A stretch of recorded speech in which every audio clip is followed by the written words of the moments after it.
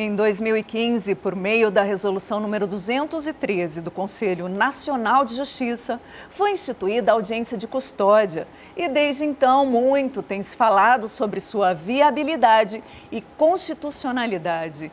A audiência de custódia é um instrumento processual que determina que o preso em flagrante deve ser levado à presença da autoridade judicial no prazo de 24 horas para que ela avalie a legalidade e necessidade de manutenção da prisão.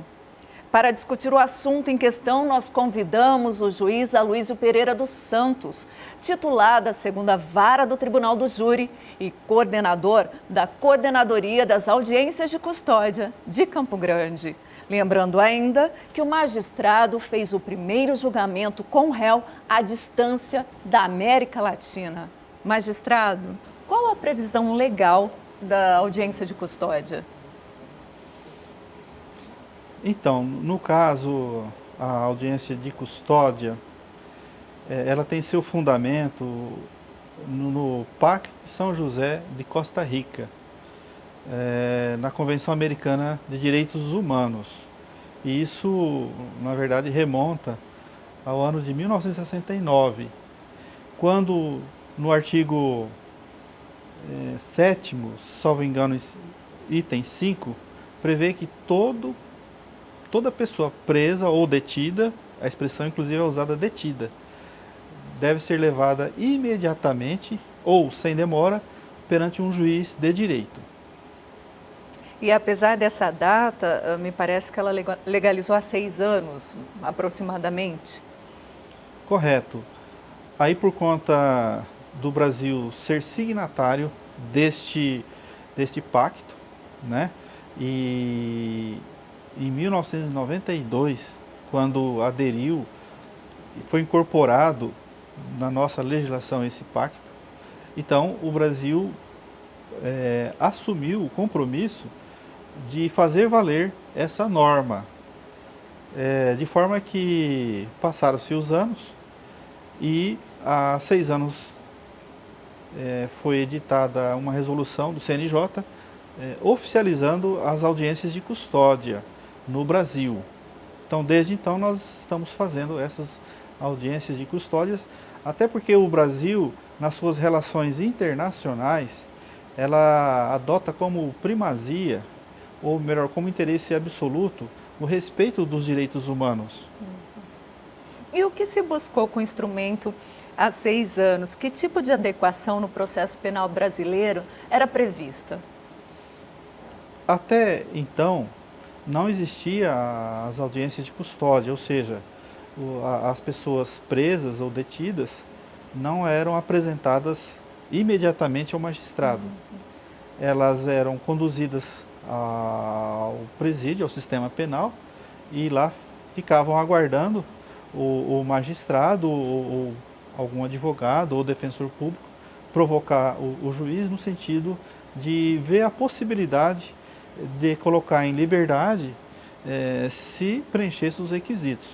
Então, a partir dessa determinação do CNJ, passou-se a apresentar os referidos detidos ao juiz dentro de um prazo de 24 horas, cujo magistrado, em resumo, vai avaliar a pertinência ali do conteúdo da prisão, se ele sofreu maus tratos, se a prisão é legal ou não. Então, tudo isso é avaliado e podendo adotar alguma das medidas que a lei prevê para resolver essa questão. Bem, só para a gente entender, o senhor falou de um aguardo ali no presídio, né? Esse tempo de espera era de quanto tempo, mais ou menos, magistrado? Pois é. Como os presos eram levados aos presídios ou também ficavam nas delegacias de polícia, aguardando encerrar as investigações, iniciar o processo, enfim, aguardando ser chamado pelo magistrado, ser intimado e chamado para conversar com o magistrado, isso obviamente demorava às vezes até 3 meses. Então veja bem, Realmente é uma questão que é importante a audiência de custódia, porque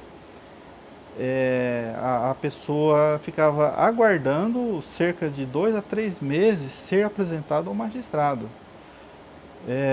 E, no entanto, hoje, num prazo exíguo aí de 24 horas, ele já é levado imediatamente à presença do juiz. Como foi estabelecido esse prazo de 24 horas? Por que esse prazo, né?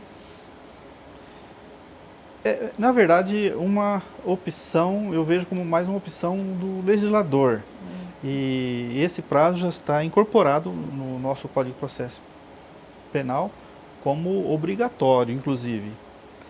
O motivo, eu acredito que está relacionado ao fato de que a autoridade policial, no caso o delegado, ao fazer a prisão de alguém, ele tem um prazo de 24 horas, justamente 24 horas, para apresentar a nota de culpa ao preso. Ou seja, o delegado, ao efetuar a detenção ou a prisão de alguém, ele tem esse prazo de 24 horas, onde vai fazer as diligências necessárias, visando a comprovar a materialidade, a autoria, enfim, tomar alguns depoimentos.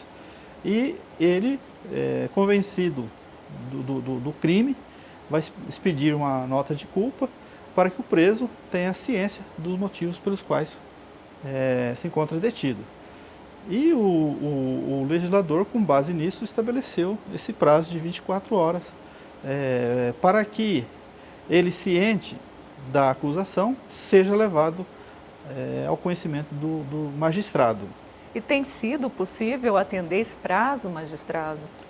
Sim, nós temos, dentro das possibilidades, não obstante as dificuldades, mas estamos estruturados para isso, no sentido de atender dentro de 24 horas as prisões. Aliás, muitas delas, antes mesmo das 24 horas.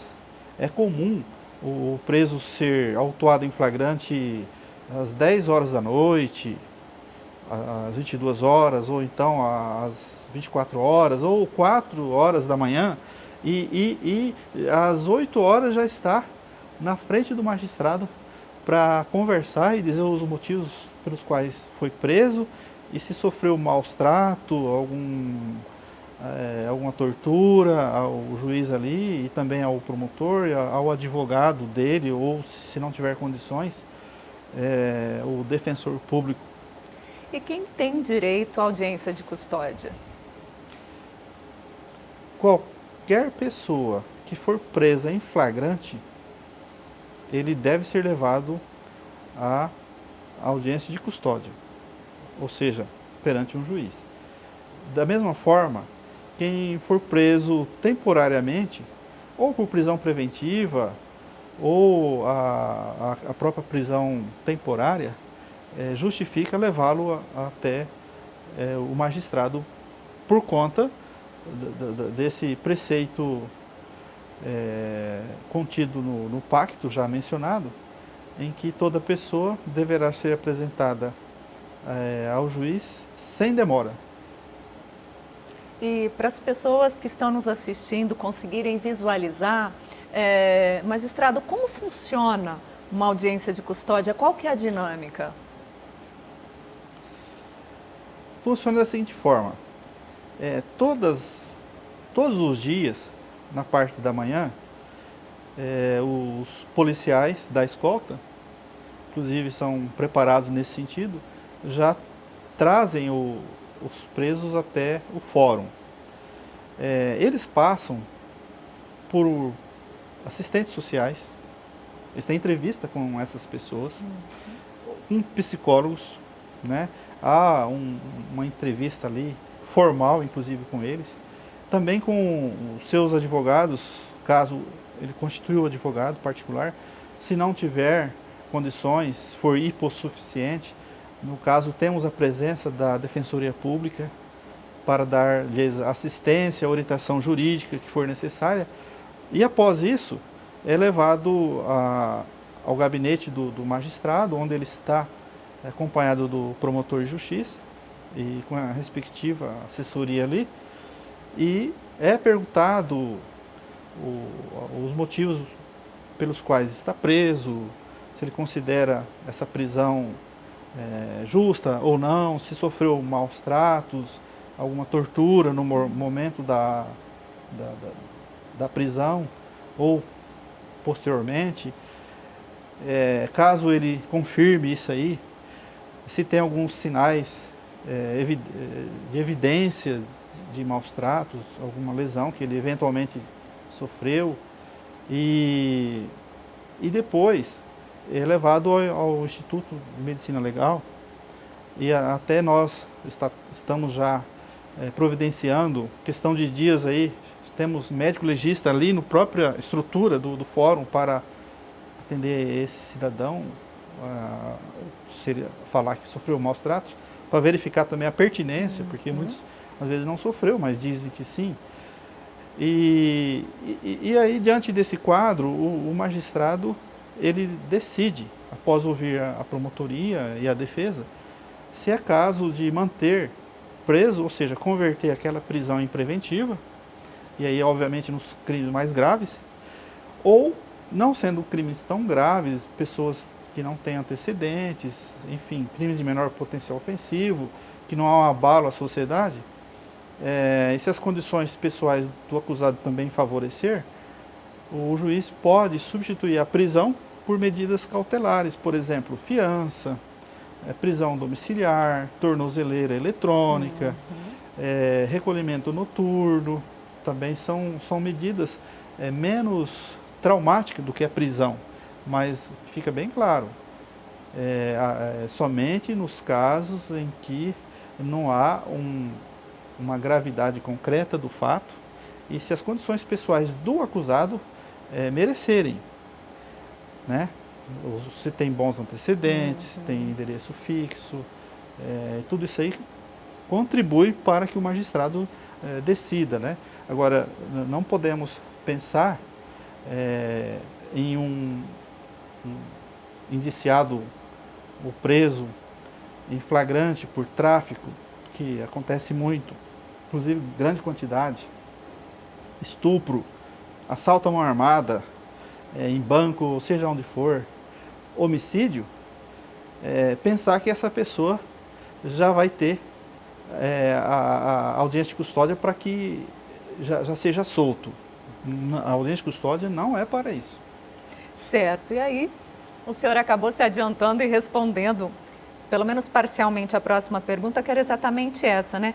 Que decisões o juiz pode tomar?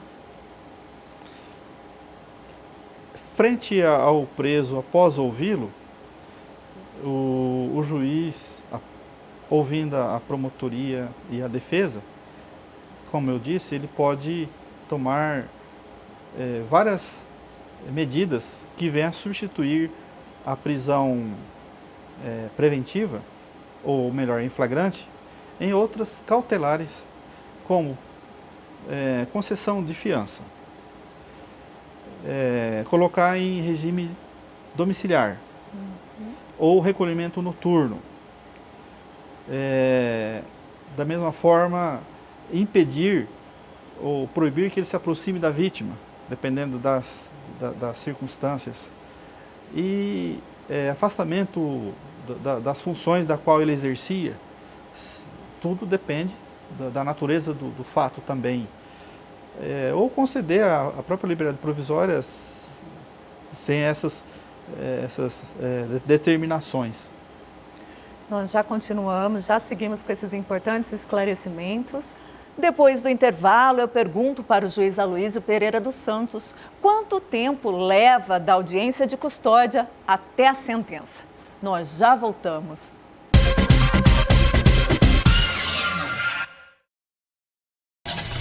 Em seus caminhos, acidentes podem acontecer. Bateu o carro? Não houve vítimas? Chame o Juizado de Trânsito, um serviço gratuito do Poder Judiciário de Mato Grosso do Sul, que por meio de unidade volante realiza audiência de conciliação no próprio local. Precisou? Ligue 159. E lembre-se, com acordo ou sem acordo, é bom para todos. Tribunal de Justiça de Mato Grosso do Sul. Estamos de volta com as audiências de custódia no mérito da questão de hoje. Magistrado, essa pergunta também o senhor começou a falar sobre esse assunto, sobre isso no primeiro bloco, mas só para a gente destacar melhor, né? Como que era antes da resolução que instituiu as audiências de custódia? Como que era esse universo? Como que era esse procedimento? Então, essa pergunta ela é bem interessante, porque como era antes de instituir a audiência de custódia? Na verdade, os presos em flagrante não eram levados imediatamente ao conhecimento do magistrado.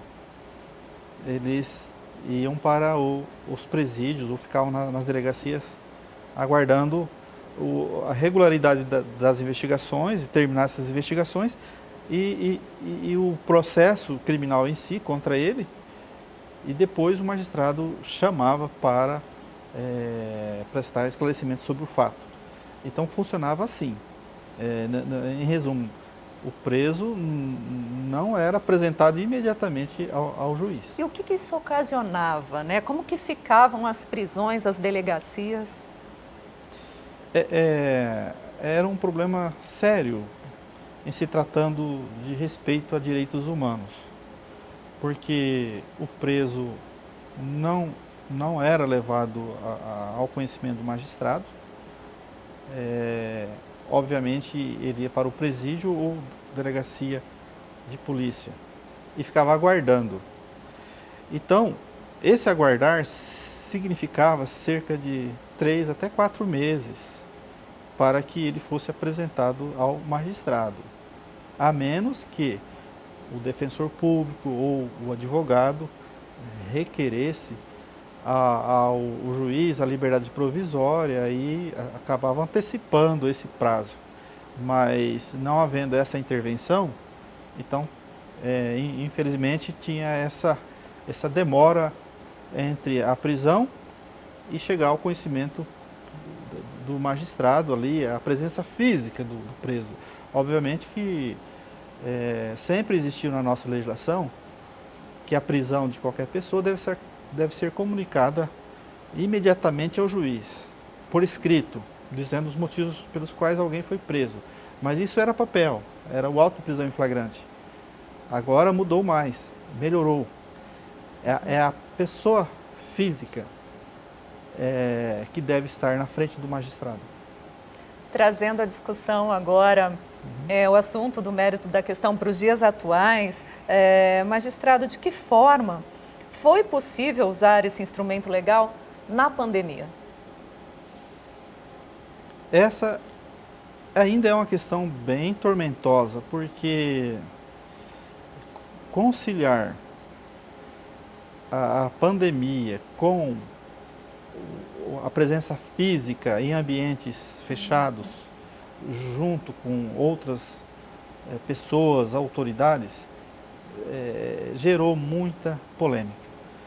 Então, veja bem, a apresentação do preso numa audiência de custódia implica não só o preso, como também a escolta, e essa escolta são vários policiais e depende muito também do perfil do preso.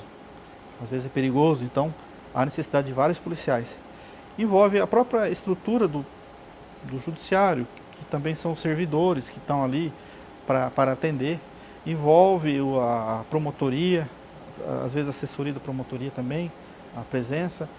O advogado, às vezes vai 1 ou 2 advogados também representar o cliente. Enfim, várias pessoas. E como é que se concilia isso com a presença física do acusado e essa aglomeração de várias autoridades para se debruçar sobre a audiência de custódia? Então, a princípio não podia, o CNJ disse que não podia fazer audiência de custódia por videoconferência, com o preso à distância. Os motivos como é que o magistrado ia averiguar, assim, in loco, uma lesão no preso, maus tratos, que às vezes nem é perceptível. Então, depois veio vieram-se as dificuldades, principalmente os magistrados do interior, enfim. Então, foi autorizado a fazer a videoconferência no período apenas da pandemia, desde que de forma justificada, né? Com fotos do preso, com filmagens, passando pelo médico legista. Mais recentemente, questão de dias, o STF e também o CNJ bateu o martelo de forma, eu imagino que seja definitiva, de que não pode ter mais audiência de custódia por videoconferência. Ou seja, todo preso tem que ser levado em pessoa até o magistrado. E o magistrado também presente. Certo. E realizada a audiência de custódia, quanto tempo para sair a sentença? Aí depende muito das circunstâncias.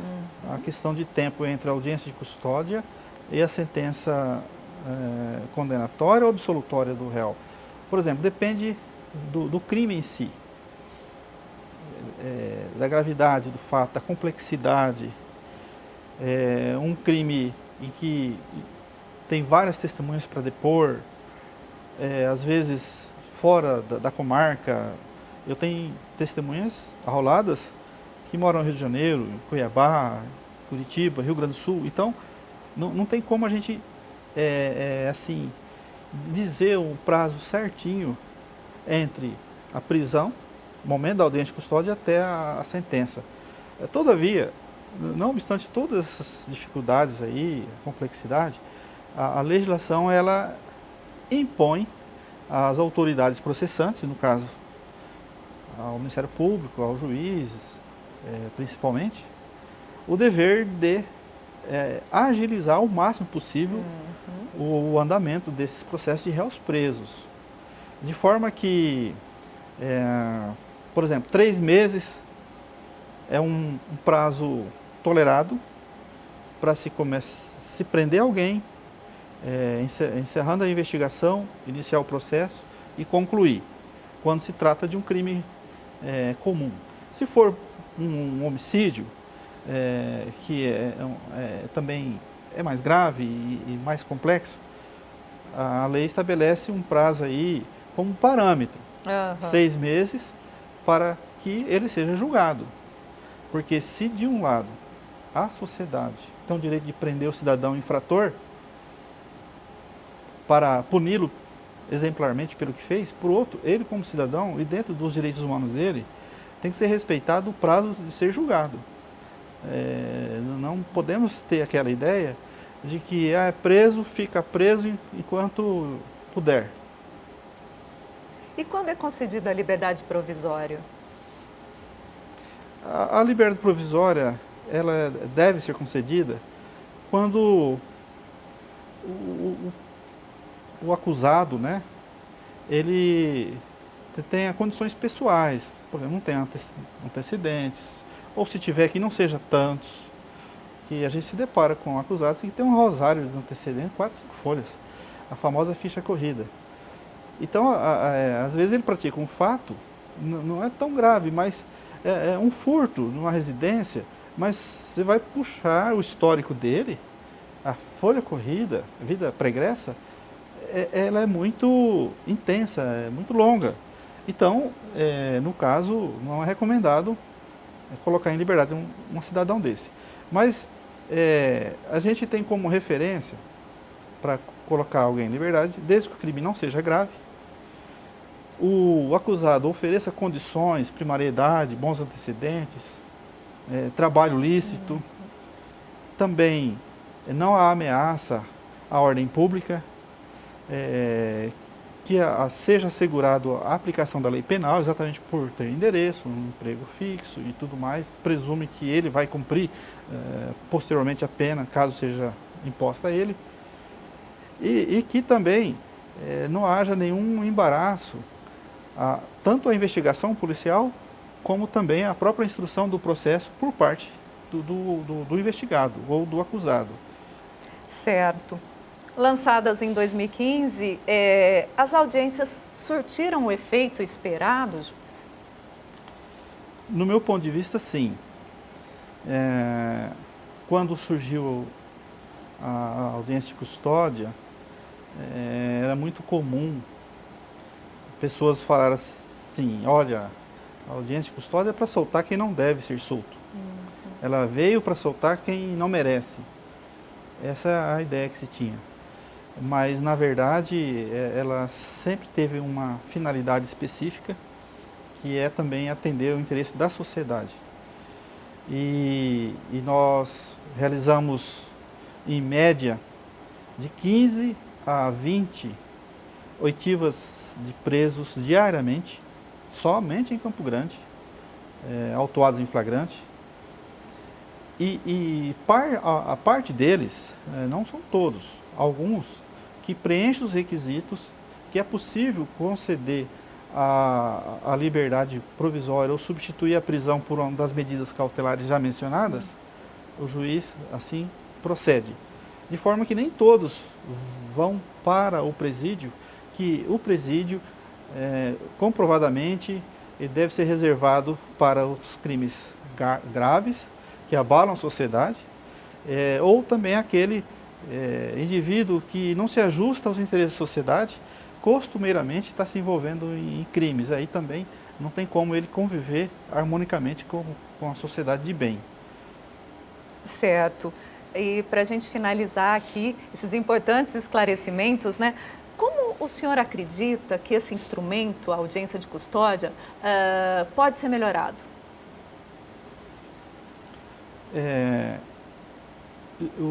As audiências de custódia, na prática, já melhoraram bastante. E é possível ainda melhorar. Por exemplo, aqui em Campo Grande, nós temos já temos um setor, na verdade não é nem uma sala, é um setor já específico para acomodar bem todos os segmentos que envolvem ali a audiência de custódia. Então, ela é feita numa sala própria, temos ali toda essa assistência que eu já disse, psicólogo, assistente social, já está chegando o médico legista para que o preso não precise ser conduzido até o Instituto de Medicina Legal, o IMOL. Então, ali mesmo, ao lado da sala do juiz, está sendo melhorado para acomodar um médico legista, com enfermeira inclusive, para que já faça ali o diagnóstico, se eventualmente o detido tem sofreu tortura ou maus tratos. Então, nesse sentido, a gente está evoluindo a ponto de também se realizar essas audiências aos finais de semana. Eu, como juiz coordenador das audiências de custódias, já oficiei o Tribunal de Justiça e o Tribunal sinalizou nesse sentido de se implantar aos finais de semana, sábado, domingo e feriados, né, exatamente para que seja atendido o requisito das 24 horas da apresentação do preso ao juiz. Obrigada pela sua participação e termina aqui mais uma edição do programa Mérito da Questão. No nosso próximo encontro, o tema será as audiências online e as regras para a sua realização. Para essa discussão, convidamos o juiz José Andrade. Até lá!